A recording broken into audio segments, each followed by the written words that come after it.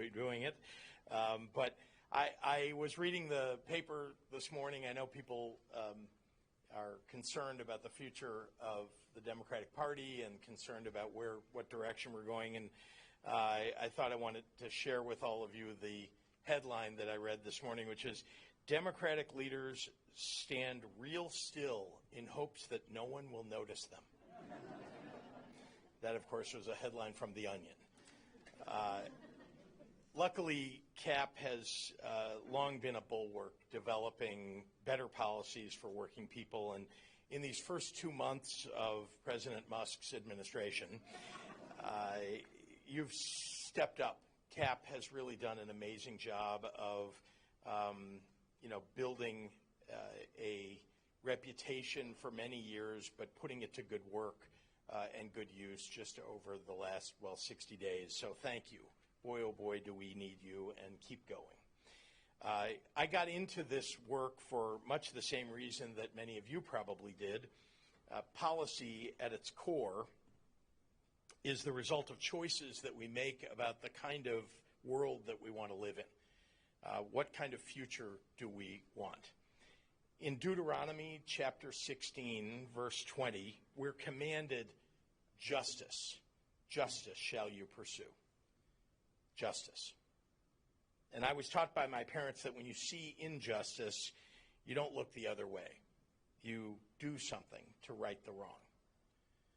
But the meme lords and the minions in the White House conceive of themselves as kings and nobles who have the divine right to order the world in a way that best suits them and their fellow kleptocrats.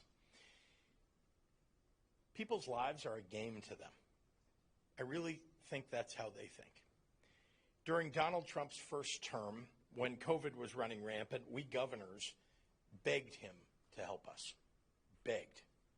The President of the United States has the unique power to invoke the Defense Production Act. It's a law designed to ensure the supply of materials and services for national defense during crises.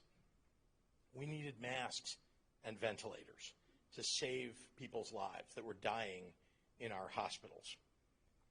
And U.S. companies were price gouging, and I called many of them myself and talked to the CEOs. They were price gouging state and local governments, police and firefighters, hospitals and clinics.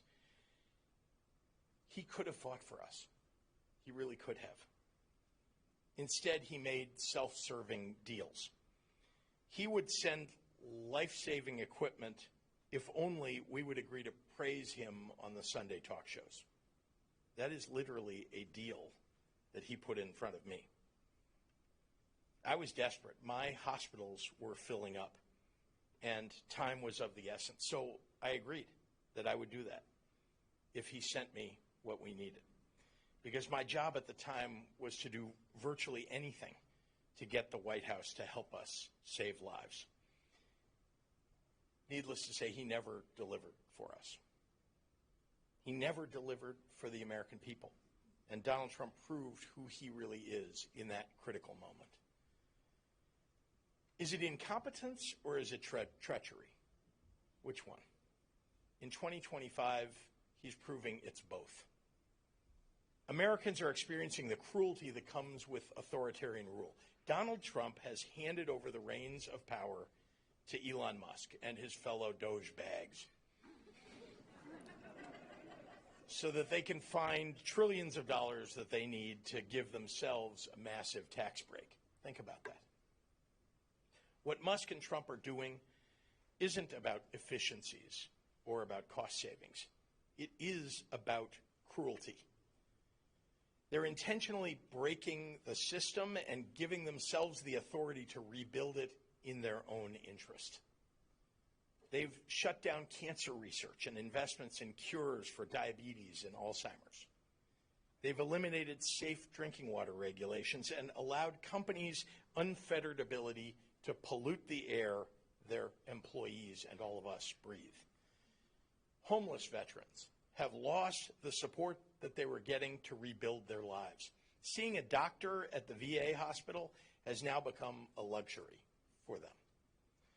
Tariffs designed to help pay for tax breaks for the wealthy, have now raised taxes on the middle class and working class. The price of tomatoes and lettuce and beer at the grocery store is up. And people are literally smuggling eggs across the border from Mexico because they can't find them or they're not affordable at their local grocery stores. And congressional Republicans are aiming at eliminating health care coverage for working families. It's a foregone conclusion unless the Senate Republicans defy Trump, and there's fat chance of that happening. There's no grand master strategy to improve the lives of everyday Americans. This is true villainous cruelty by a few idiots who are trying to figure out how to pull off the scam of their lives. They're armed with the power of the presidency, and their sights are aimed on working people, many of whom voted for them, never imagining what this would turn out to be. Here we are. Things are bad, and they're getting worse. They're now openly acknowledging that there will be a recession or stagflation, and they think that's okay. They're trying to sell it. If you're living paycheck to paycheck and you can't pay your bills, a recession will be devastating for you and for your family. But Elon Musk is okay with you experiencing economic pain. This is all cruel, incompetent recklessness. And 60 days in, the signs are there. It's already pissing off everyday Americans. And here's where Democrats have to be honest with ourselves. Donald Trump didn't just ride into power on the backs of oligarchs who wanted tax cuts so badly that they were willing to throw a record stock market into the toilet for them. No, a number of Americans, 49.8%, went to the ballot box agreeing with Democratic positions on the issues most important to their lives, and they picked the other guy. Democrats are the party whose policies are all about working families. We know this. This is CAP, after all. You guys write white papers about this.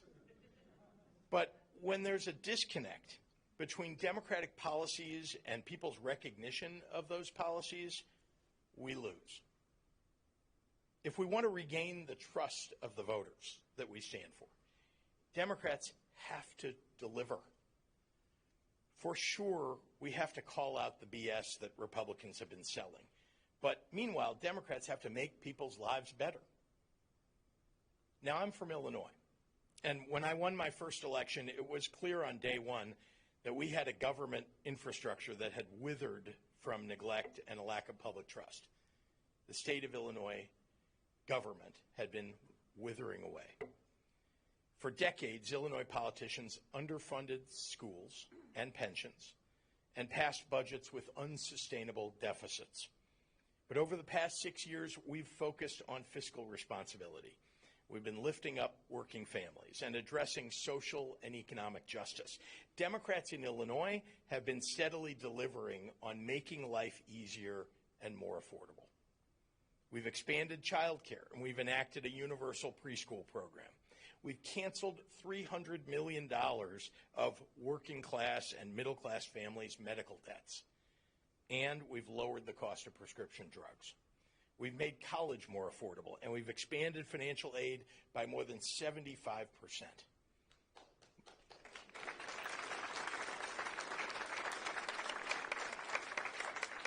More kids are going to college tuition-free in Illinois than ever before.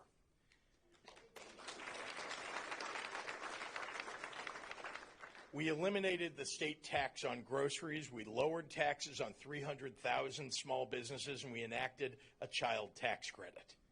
Now, I'm a businessman, and I'm the first one to tell you that government shouldn't be run like a business. But one thing I'm pretty good at is attracting new investment and jobs to our state. Illinois is now #2 in the nation for corporate expansions and relocation destinations. That wasn't the case 10 years ago or 20 years ago. We enshrined protections for reproductive rights 2 years before Dobbs.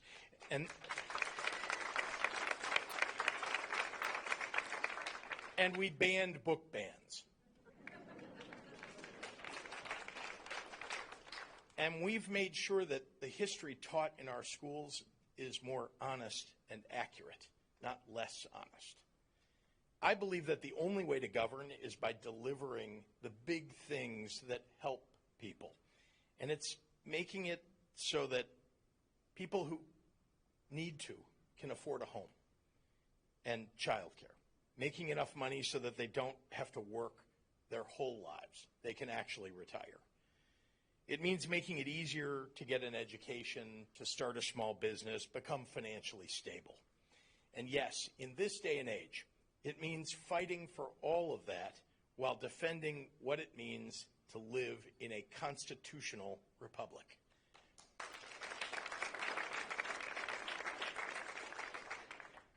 This moment is hard.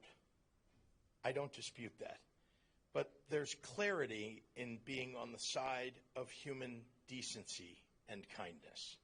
It means that when challenges arise, you have something to hold on to, a vision to anchor to, a hope to fight for.